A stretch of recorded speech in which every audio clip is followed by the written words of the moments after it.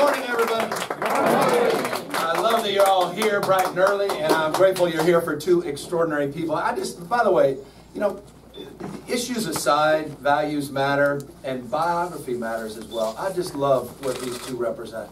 They represent the best of California, the best of this country, right? A state that prides itself on being on the leading and cutting edge, but no place do we leave that is more palpable and more potent and more profound than in diversity.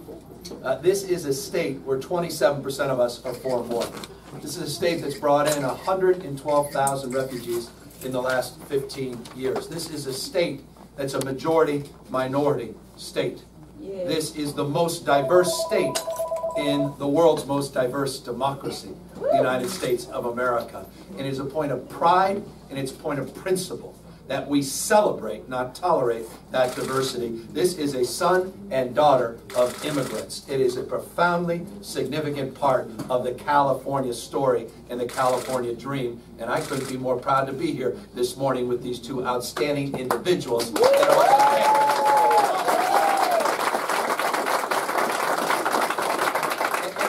because I want to, it needs to be repeated.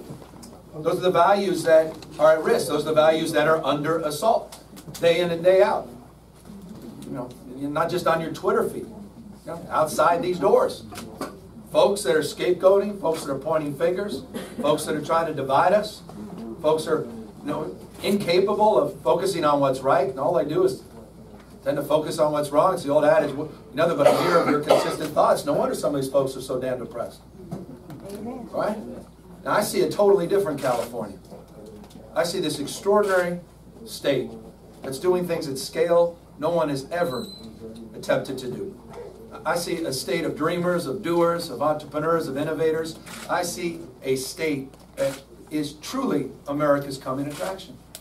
I see a state where the sun doesn't just set on the west, it rises on the west, right? Yeah. I mean, we paint in bold colors. Future happens here first in California. Yeah. Yes. And I'll tell you, at this moment in time, I wouldn't want to be any place else. Amen. What an extraordinary moment this is. Punctuated by all of you that, as Jen said, have stepped up and stepped in. You recognize, each and every one of you, you're not bystanders in the world. I know the chair is not. Michael's been out there leading the charge here in the county and organizing Democrats and campaigns large and small. Mr. Mayor, you understand localism at the end of the day is determinative, and at the end of the day it's all about grassroots. It's all about bottom up, and I just want to compliment Michael's extraordinary leadership.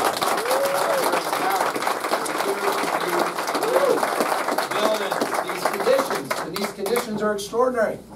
I mean, Democrats aren't just competing, they're not just surviving here in the Valley, they're beginning to thrive in the Valley. This is no longer, now folks are out there sort of cynically saying, boy, we don't have much of a chance out here, but we're going to just tacitly support some folks. We expect to win out here. Yeah. TJ's got to win. The only way to win is you got to vote. I love that. I said, IWillVote.com. Not, you know, I love we register, folks, but I want to make sure there's a pledge when you register to get out the vote. Because if we vote Democrats, this race is already over. We will win. Democrats vote, they win. Why? Because the people of this county, this community, support our values. They support our policies. They support our principles by overwhelming majorities. And that's why the other folks are so fearful. Because they know they're the wrong side of almost every major issue. Let's just consider the self-evident one that's now dominant part of California's narrative, and that's the issue of low-carbon green growth. The issue of climate change. You got a governor that's out there hosting people from all around the world in the Bay Area today. Making the point, if the Trump administration wants to pull out of the Paris Accords, if they want to pull away from the leadership position that has always been part of the DNA of America, if we want to retreat from that, that doesn't mean that California cannot advance those principles at scale, because there is no other dream attached to any other state than the state of California. There's no Florida dream. There's no Texas dream. No one talks about the New Hampshire dream. There's the California dream. Yeah. Only one of those.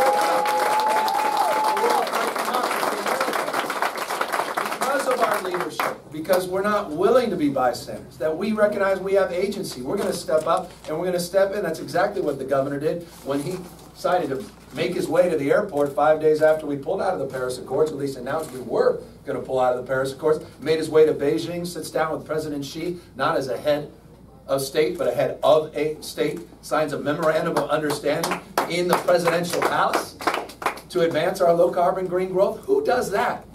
What state can do that except the state of California?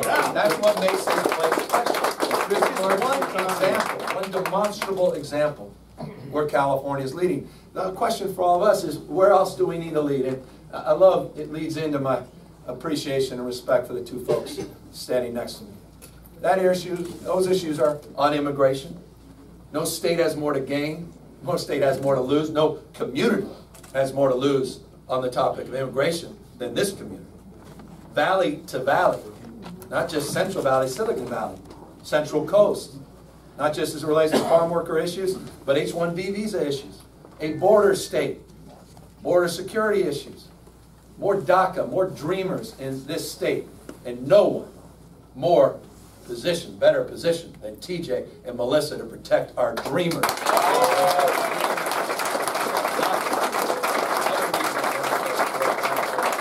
California needs to assert itself. I remember a few years ago, it's not an indictment, but I remember Jan Brewer was the national leader in Arizona on immigration policy. We ceded that to, that other border state governor, that guy, the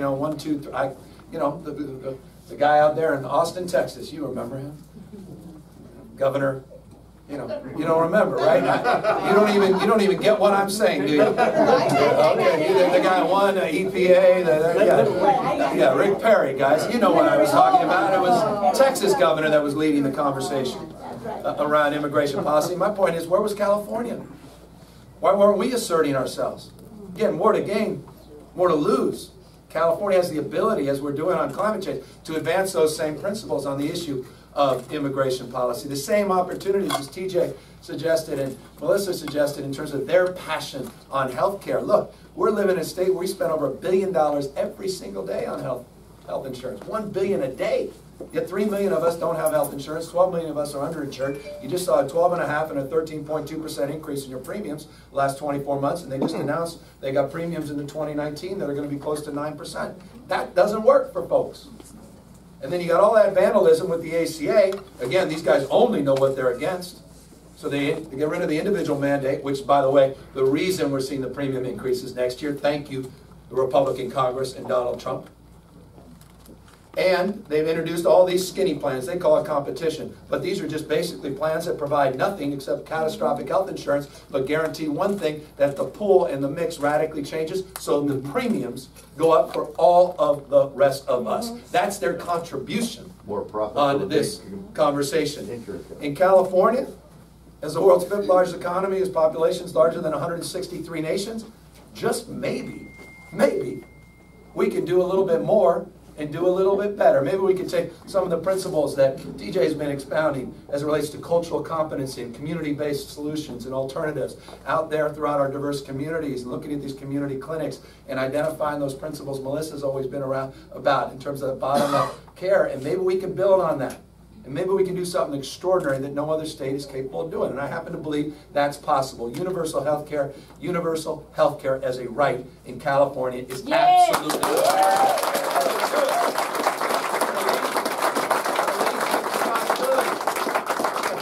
I love Republicans always say you need to take responsibility. And the guy in the White House, all he is acts like a victim every damn day. I've never seen a guy more incapable of taking responsibility. Is that the Republican Party brand? We're just all victims. Apparently it is. Democrats, we take accountability, take responsibility. Not to talk about the way the world should be, but actually do something about it. We're not interested in holding hands, having candlelight vigils. No, we're going to step up and we're going to step in. It's a practical application of ideas, a little pragmatism, not just idealism. It's another reason I love these two. There's an entrepreneurial spirit that defines the best of Melissa and TJ. It's part of their background. And what entrepreneurs have in common? They get things done. Yes. Right? They take responsibility. They own their situation. Right? Entrepreneurs, they wake up with this mindset. They say, you know what? It's not conditions that determine our fate. It's decisions that determine our fate. Something's not working, we'll try something else. That didn't work, we're going to try something else. They're going to iterate their way out of a problem. I'm not kidding you. You learn more about Melissa, more about TJ. If you like that entrepreneurial spirit, you have no choice but to support these two outstanding young people.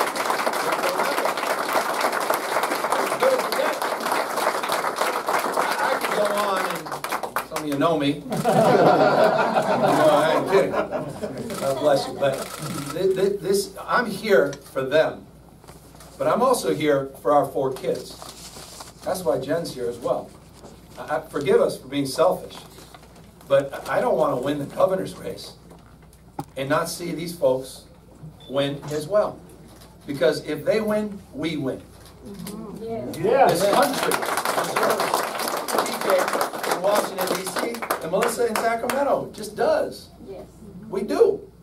We do. And the choice is so obvious. Any objective mind, it's not even a close call. So the question for all of us in closing is, what are you going to do about it? Go vote. Thank you, Pat. Get them out. We have to turn out the vote. Look, you know, I say this all the time. I know it's rote and cliche, but I really believe it. The future's not something to experience. Future, you know, it's something to manifest. You got to make it so. The future is not in front of you. It's inside of you. Again, decisions. Now, everything you've done to date is extraordinary because you put these people in an unbelievable position to pull this thing off. But it means nothing because the past doesn't necessarily equal the future. So in the next 55 days, we're going to have to double down, because the last thing you want is to pick up that smartphone you're holding in your hands right now and open up the morning newspaper, as now we're doing digitally, and read about how close you came. And start thinking, man, I could have, would have, should have. Could have shown up. I could have done that extra 45 minutes. Could have sent this out to extra group of my friends. Could have knocked on a few more doors. I could have, you know, encouraged folks to write a few more checks. Don't dream of regretting. Yes. Let's not run the 90-yard dash. There is so much at stake, not just in terms of their fate, but your future. And so I just want to encourage each and every one of you, because you are leaders in your own right. You wouldn't be here. You're doers. You're not just dreamers. You are folks that are examples in your community to others. And we need you to ignite the passion with action of your friends and neighbors and liven their senses. Don't drag them to the polls, because they don't need to be dragged. They have a reason to go to the polls. Let's elect Melissa.